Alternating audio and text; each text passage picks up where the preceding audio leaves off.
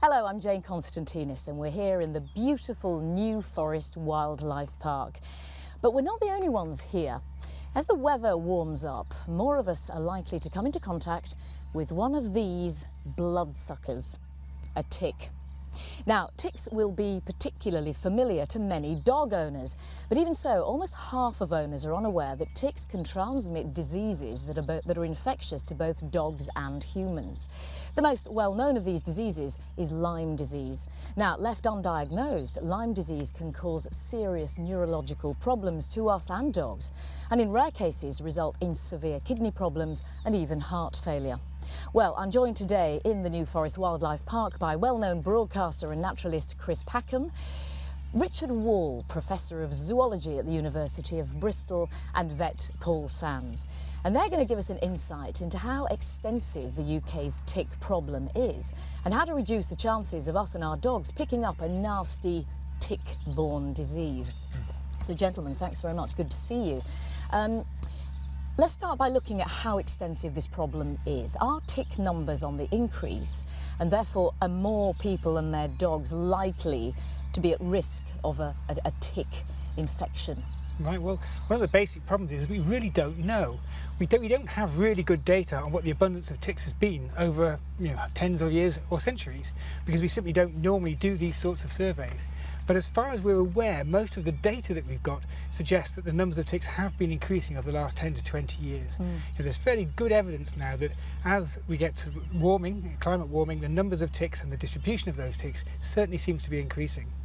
So is that the main issue then, that it's getting warmer and they're spreading to areas where they previously weren't having an effect on people? I think it's an increasing number of hosts as well. I mean, these are blood-sucking animals. You can't have the ticks without their hosts. And the number of deer in the UK has greatly increased in the last 25, 30, 40 years. So has the number of dogs. We now have 8 million dogs. They count as a host now. And we've got domestic stock as well in the form of sheep and a lot of other wildlife that will play host to these generalist bloodsuckers. So a combination of climate change plus those hosts. And many people associate deer with areas of wilderness like the New Forest here, but in fact in many places, of course, they're deep into the hearts of our cities and towns. So there's nowhere really you can run from this increasing number of animals. And as a kid, I remember, rambling in these very woods, and I would get home and it was a rarity if we found a tick. And this was, I'm talking sort of 40, 45 years ago. But now, every morning I walk the dogs, I come back, there's a very good chance I'll find one on my trousers, on my t-shirt, and of course that means they can be on the dogs as well. So Paul, Richard says that we haven't got any very reliable data, but you, sort of anecdotally, what's your experience as a vet? I would say, Jane, especially being a dermatologist and spending a lot of time examining pets' coats very carefully, I think finding evidence of adult feeding ticks on dogs in our practice, we are seeing this more throughout the year rather than a strictly seasonal issue. I would say late autumn, through winter occasionally, and certainly very early spring, we're seeing ticks attached and feeding to dogs. So I think the juvenile stages can be really difficult to detect, and that's the concern. So previously, dog owners who were aware would have been looking sort of seasonally, but now they should be vigilant at all times of the year. They should be, but I do understand how incredibly difficult it is to detect ticks on a very hairy dog. It takes a lot of time and a really keen eye.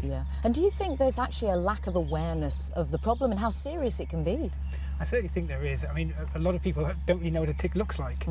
They simply confuse it with other organisms, other things on their dogs, even seeds on the dogs. So, I mean, I think education, increasingly making people aware of ticks, the basic problems that they can cause, is really, really very important. And that's why we're here today. And in fact, we're going to have a look at 2 case studies now from people who've had their own quite different experiences of tick bites.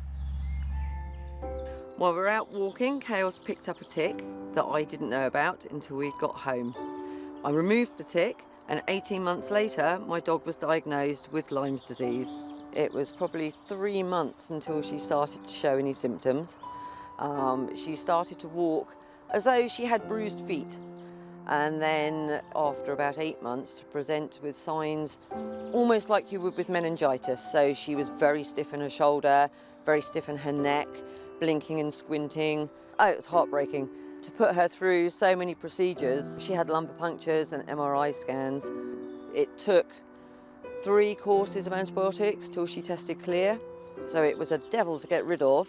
I don't think people are aware of how much distress it can cause an animal to have this. In 2003, I was bitten by a tick and I developed a bullseye rash. It lasted probably for about 4 weeks, and then I developed what's commonly referred to as a summer flu. Then, after that, my symptoms were many. Not just muscle weakness and joint pain, but I had swallowing problems. In 2007, I was given a chance course of antibiotics for a chest infection, and magically all my symptoms improved. This eventually led to a diagnosis of Lyme disease, and on longer treatment courses of antibiotics, I gradually recovered my health. I still enjoy walking in the woods, but this time I go more prepared. It's important to cover up, tuck your trousers in your socks, have long sleeves. Gosh, two quite shocking stories there. Are they typical? And what seemed to be a problem in both those cases there was diagnosis. Is it still problematic? It sounded like it was a bit of a lottery. I think the diagnosis is very problematic. The symptoms and signs associated with Lyme disease can be so diffuse, it's actually very hard to pin them down to one particular set of conditions. So I mean, it can be quite a difficult disease to pick up when people start showing in the early stages of diagnosis. However, once it is diagnosed, for the majority of people, it's actually usually fairly easily treated with a course of antibiotics. And there's a small proportion, however, who don't seem to respond to antibiotics and then appear to have some long-term and chronic condition. But there's really a huge amount we don't understand about how this disease is caused, and the various other disease-causing organisms that the ticks transmit. There's lots and lots we still don't understand. I've met a couple of people that have had Lyme disease, and it's been very debilitating. I mean, it's a life changer. One lady had to give up work for 2 years, spent a lot of that time flat on her back in bed. And again, it was unfortunately like the lady in our case study there, it was diagnosed late. And I suppose we have to engender some sympathy for our GPs, because they don't encounter this very often. It's increasing now. And I think we will move into a time when our GPs are more familiar with the symptoms, and as Richard said, it's difficult to knit them together. But we should see an improvement of that, unfortunately, as we see an increased number of cases. I mean, that lady in the film there said she knew that she'd had a bite. Yeah. So if we do know that we've had a bite, should we go straight to the GP and say that this has happened? Well, she also said that she had the bullseye rash. Yeah. And this is symptomatic in about 80% of the cases. So you have a bite, and then circling that is a very clear, distinct raised red rash in a circle, hence the name bullseye. But so if that happens, I mean, you must go immediately to your doctor. But even if you have a bite, because 20% don't manifest those sorts of symptoms, if after that you get that summer flu, as she described it as, then you should go to your doctor and say, aside from all the other things, I have been bitten by a tick, can we test for Lyme disease? Yeah. Because as Richard says, you can detect it and you can treat it. And does the tick fall off after it's bitten you, so it's not even still present on the skin? Well, not generally. I mean, you find them, don't you? Unless they're fully engorged. But I mean, if one stays until it's fully engorged on your body, then you're not paying much attention to your physique when you're having a bath, I think, you know, because they swell up to the size of a pea. So if one of those is attached, you should know it's there. You really might notice. Once they start feeding, they'll stay attached for about 5 to 10 days. So quite a long period of feeding. Oh my goodness. Oh yeah, well you would notice that, yeah. The interesting thing though, Jane, is that having had ticks attached to myself from walking in various parts of Britain, I have never felt any of these things attaching to my skin. Yeah. I know you can feel them, but I've never felt any of these actually getting embedded. Yeah. And it's only by very, very careful checking. I mean, trying to check your own back, for example, various parts of your body, it's very, very difficult. So I think they could remain attached for quite some time and transmit these really, really very important diseases. Sure, yeah. Because they will move across the body and find an area, usually an area of quite thin skin, and it's quite often tucked away. So it might be the armpits, behind the ears is a common when my children get bitten. Wow. So it's quite thin skin, so the ticks move up and bite them just there. Yeah.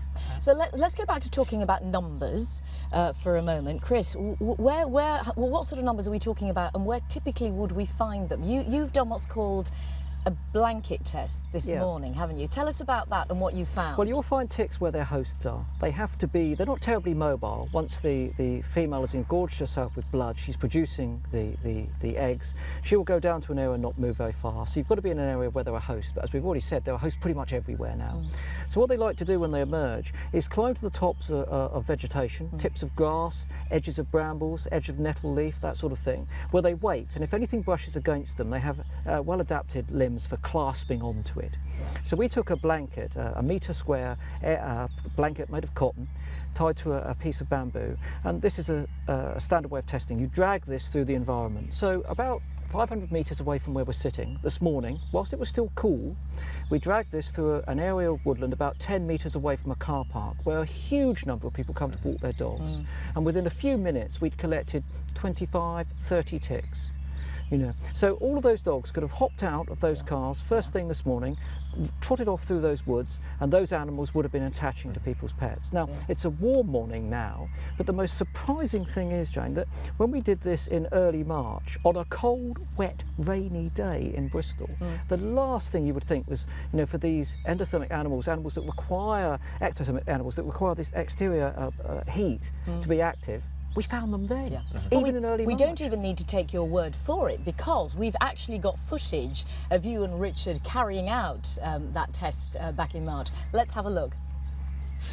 Well, it's 9 degrees, you know, and it's damp. I'm going to be slightly surprised if we see many ticks coming off of this damp grass. Well, I think there should be something there. Well, here we are.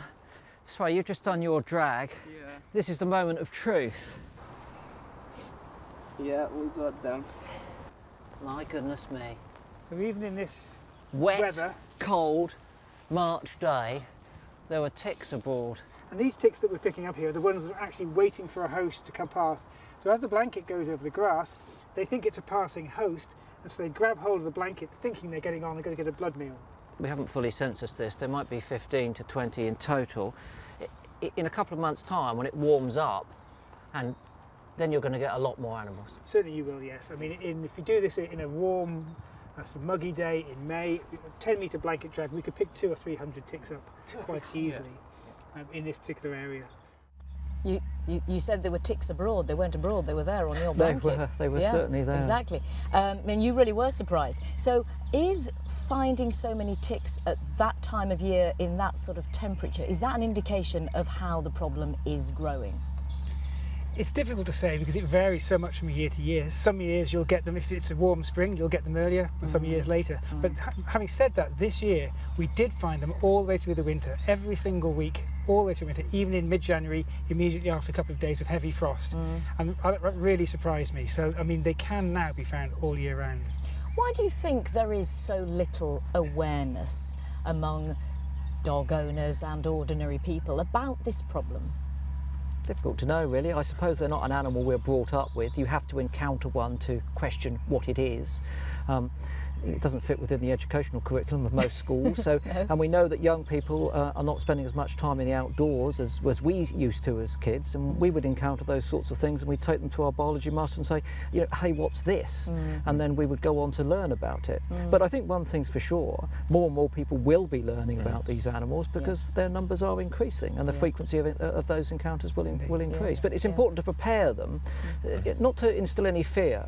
I mean, I'm sitting here, I'm struggling a little bit because I actually find these animals, as we both find these animals, really fascinating, interesting, hugely successful, admirable in so many ways, but something that we do need to understand so we can manage from ourselves and our pets' point of view. Tell us, indulge us, tell us why you find them so admirable and fascinating. Well, you start, Richard. Well, one of the amazing things is ticks are thought to have evolved along with the dinosaurs.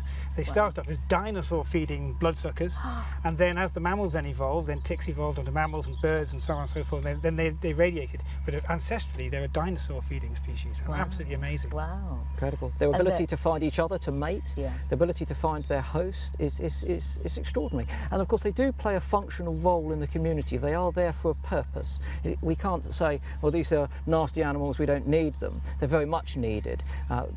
Being a vector of disease is important. They regulate natural populations. They are eaten by other invertebrates. They're eaten by birds. If you come back in the summertime and look at the deer out in the New Forest here, you'll see jackdaws and magpies on their backs, picking the ticks from behind their ears areas and inaccessible spots. So they are an important thing, but clearly something that we need to be aware of so that we can manage them from our point of view and that of our pets. And what's your experience of dog owners when they come into the surgery, when they discover that they've got ticks? I know with fleas we've talked in the past, haven't we, about some slight, oh, you know, my house isn't dirty, why's my animal got fleas? Nothing like that with ticks. You don't get that with ticks, No. Jane. The main thing is half people who bring their pets in with a tick aren't sure that it is a tick. They think it's a little skin lump, a tumour, a cyst of some sort, which fortunately in many of those cases it isn't. It isn't anything really malignant or serious until sometime later when the pet could develop significant disease. Remember, it doesn't take very long, perhaps a day or so, for the tick to be attached before infection can pass into the dog. Well, in that film that we saw earlier, I think it was about 3 weeks until the dog started showing some symptoms, wasn't it? Exactly. So I think many people will recognise them as a tick. Some people will try to remove them using very awkward methods or using a thumb and finger and trying to squeeze and pull them, but that can leave behind the mouth parts and the legs, which can cause a nasty granuloma, a reaction in the skin. It's much better to either get professional help from your veterinary surgeon or nurse, veterinary nurse, or use a proper device, a tick removing hook to... The important thing is though, it's a little bit late by then. I would say prevention is much better in these cases. You're far better relying on something which will prevent your pet picking up these ticks, becoming attached and potentially spreading disease to your pet. We'll come on to prevention techniques in a minute, but in fact we're going to be joined now by Chris Landimore, and she's from the team at the New Forest Visitor Centre, and she's very kindly brought along her dog, Emzy Boo.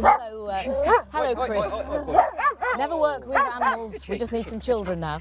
Chris, thanks very much for bringing Emzy along. Are you pretty good generally at checking her when you've been for a walk? Yes. Are you aware of the potential problems? Yes, definitely, yes. And I do check her over, my daughter does as well. But it'd be good to get some professional advice as to how we should be managing it. Take them out. Yes, Certainly, Chris. I think we might exit stage left, pursued by a poodle. Yeah, Chris will join us again in a minute. I'll use myself as a personal shield here between the dogs. Yeah, so Paul, if you could just give us a sort of masterclass in perfect technique for checking a dog like Emzy Boo, that would be great. Thanks.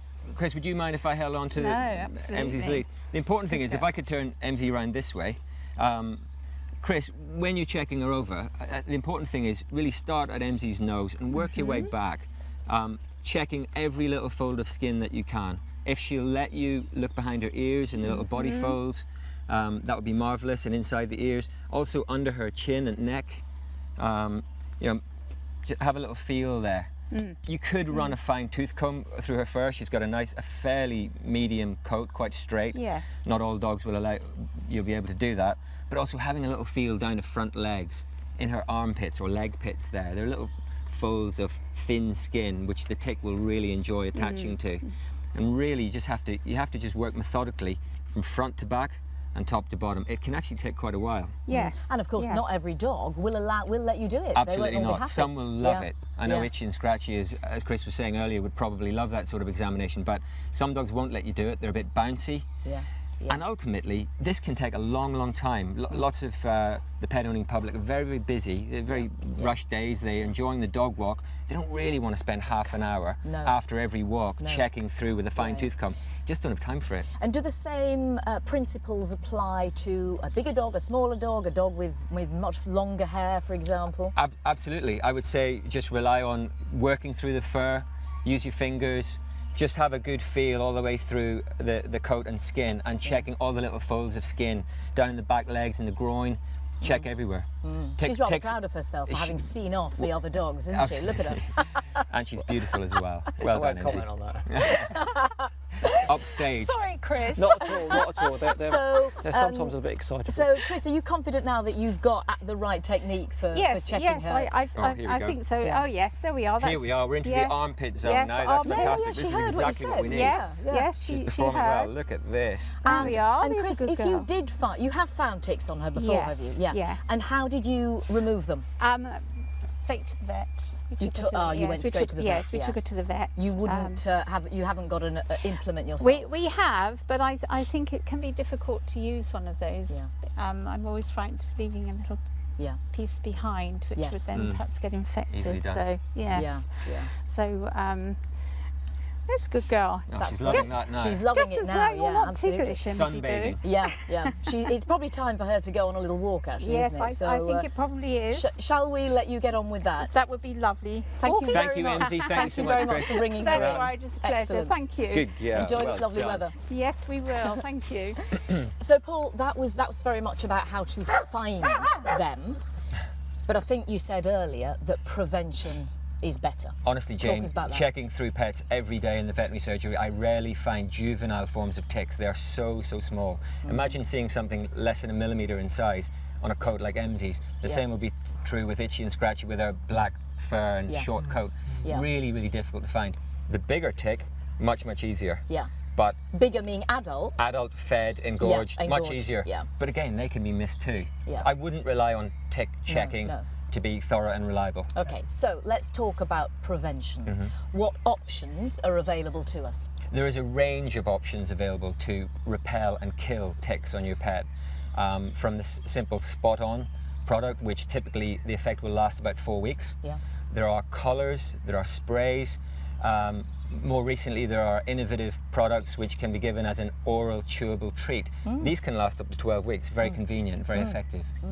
And how do you know which is the right product for your dog? I would say the best bet is to speak to your veterinary practice, ask them for advice. They'll be in the best position to advise you based on your lifestyle, your dog's behaviour, where it goes, those sort of things. They'll be able to advise on the most appropriate product. And should we be aiming for some kind of preventative treatment throughout the year? Absolutely, Jane. Yeah. I'm seeing ticks throughout the year. I think December is probably the only month I haven't seen ticks. I regularly see them. And those are cases where the owner has spotted the tick or I have happened to find it. Yeah. Negative findings, not finding ticks in your pet, doesn't mean anything. Finding them means your pet has got ticks. Not finding them means nothing. So we mustn't be complacent. No, not at all. We are focusing on dogs here, and I'm a cat person, I must confess. Do cats get them too? Cats do get ticks. I have 2 cats also, Jane. They do get ticks.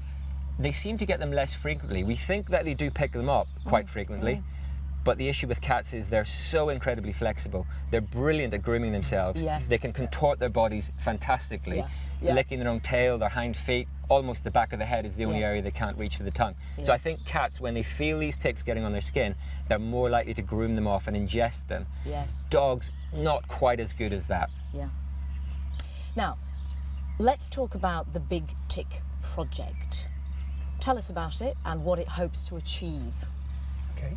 Well, the Big Tick project is the vets that see people's dogs are being asked to collect the ticks that they find, and rather than discard them, to send them to Richard and his team at Bristol University so that we can put some quantitative information together, get some real data. And we've spoken subjectively, all of us, about an increase in the number of ticks. It hasn't actually been measured, but this will give us an opportunity to first look at the distribution of the various species which will be identified, and then look at, over time, trends in their population, or perhaps changes in that distribution. Some of them might be moving further north as it warms.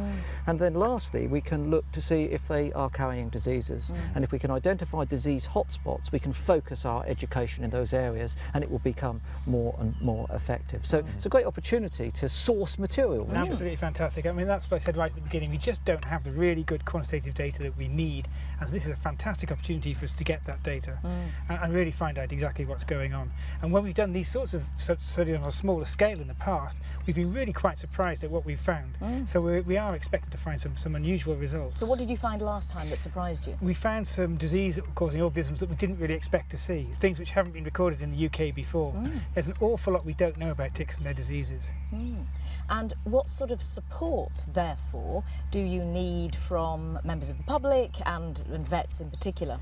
Well, in particular, we need vets to enrol in the scheme and to help to check dogs and send us the ticks. So any interested vets can enrol, can get a tick collection pack, and then can become part of this collection scheme. Okay, and how long is the scheme going to last? But we're hoping it'll last 1 or 2 months.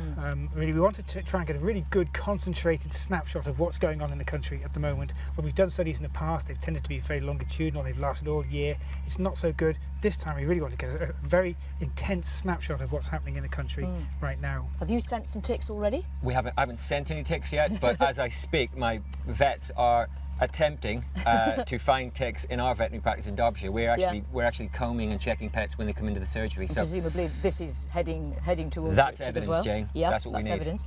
And what might the long-term impact be of the study? Obviously, depending on what the results are going to be.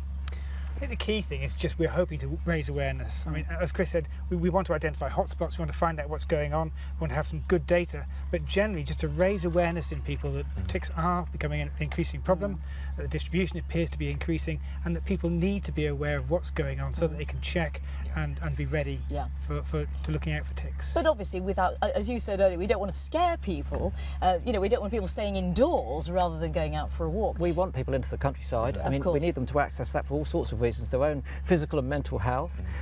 We want them to generate a real affinity with the countryside so they can help people like myself, conservationists, look after it, the habitats and the species that are there. So we're not trying to scare people off at all. There's nothing we can do. This population of animals will increase. We will have to learn to live with them. Yes. And that we can do so quite safely and easily if we're educated, and that's part of the process. So what would be, Paul, let's start with you then, a very practical piece of advice for people watching this who maybe are out and about a lot, maybe with a pet or even without a pet? By all means, check your pet after every walk, but do not rely on that as a sole method of preventing tick attachment or disease from ticks on your pet. The important thing is to seek advice about the best product that can prevent your dog picking up ticks and tick-related disease. That's much you can relax knowing that your pet's protected. So prevention for the pet, but if you do find a tick, go to the vet. Go to the vet or veterinary nurse who are very skilled at removing this, or if you've done this before, you can buy one of these little tick removing devices. But if in any doubt, have a health check for your pet. Yeah, and what would be, Chris, what's your advice? Well, for once I'll put humans ahead of other species of animal. That's rare for you. Yeah, it is unusual for me. It's safe and secure that our pets are being treated by the vets. Take care of yourself. If you've been in an area where you're finding ticks on your clothes, where they're most obvious, you can see them on your trousers, on your socks, on your skirt and things like that, obviously remove those animals. But then when you get home, give yourself the once over. Stand in front of the mirror, check all of those zones. It's the same as the dog, don't lie on the ground and let someone else do it as was happening here. But stand in the mirror, check your armpits, I hate to say it, but check your navel. All of these are sorts of areas where the skin's pinched together, they can get a purchase. And particularly, obviously, if you've got children, it's really important that you have a look at them. But don't be frightened about it. You can very often, you'll find the animals before they've attached, and you can put them outside, or do whatever you like with them. I put mine outside. But that's the key thing. Look after yourself as well as your pet. I think there's some good advice on the website as well, mypetonline.co.uk, I think it is. Richard, what would be your practical advice to people watching? I think it's just a question of awareness. As Chris said, we don't want to frighten people, we don't want to put them off. People should go outside, but as long as they're aware, particularly if they know that they're in a tick hotspot like we are here in the New Forest, this is one of the tick hotspots of the country, just being aware. It's a very simple message, really. And if you're, as you say, if you find something on yourself, then don't be afraid, but just get some proper advice and tuck your trousers into your socks, which is always a good look, isn't it? It is, but I could, if I was that sort of person, I could show you a tick bite on my body, which I picked up about a week ago. Maybe another programme, post-watershed. But the fact is, if you're outside in the countryside these days, this happens to you. It's not a bad thing. It's something you just learn to live with. Yes, as you say, we just need to learn to coexist. Yep, that's correct. Thank you very much indeed. That's been so interesting, but we are sadly out of time. My thanks to Chris Packham, Professor Wall and Paul Sands for talking to us, and our thanks to our dog owner Chris with MZ Boo, of course, and a very special thanks to the New Forest Wildlife Park for hosting us today. If you do want to find out even more about the dangers of ticks and Lyme disease to you and your dog, then you can go to the website mypetonline.co.uk. Bye-bye.